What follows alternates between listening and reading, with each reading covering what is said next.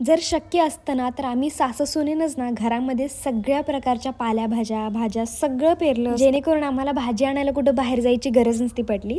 तर पहिल्यांदा आम्ही लसूण लावूया म्हटलं. बरेच दिवसापासून आमच्या मनात होतं, की चला काहीतरी आपण पेरूयातच. सुरुवातच आम्ही लसूणपासून केलेली आहे. माझ्यासाठी ही नवीन गोष्ट आहे. लसूण वगैरे असं लावतात हे मला काहीच माहीत नव्हतं. एका पाटीमध्ये मी लावलं, एका पाटीमध्ये माझ्या सासूंनी लावलं. तर आम्ही दोघींनी वेगवेगळ्या पाट्या घेतल्या, तर त्याच्यामध्ये लावून झाल्यानंतर पाणी वगैरे ओतलं. त्यानंतर पुन्हा आमच्या डोक्यात आलं, की आता धनं पण लावूयात. धनेला पहिलं थोडंसं चेचून घेतलं, त्याचे 2 भाग झाल्यावरती मग ते पेरलं आम्ही आणि बंद असं झाकून केलं आणि त्यानंतर पाणी वगैरे ओतलं.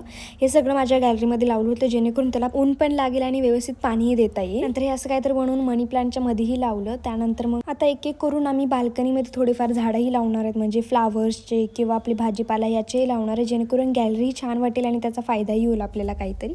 त्यानंतर जेवणाचं काही समजत नव्हतं, की काय बनवायचं. नेहमीचाच प्रश्न आहे, की जेवणामध्ये काय बनवायचं. हा प्रश्न संपायचं काय नाव घेत नाही.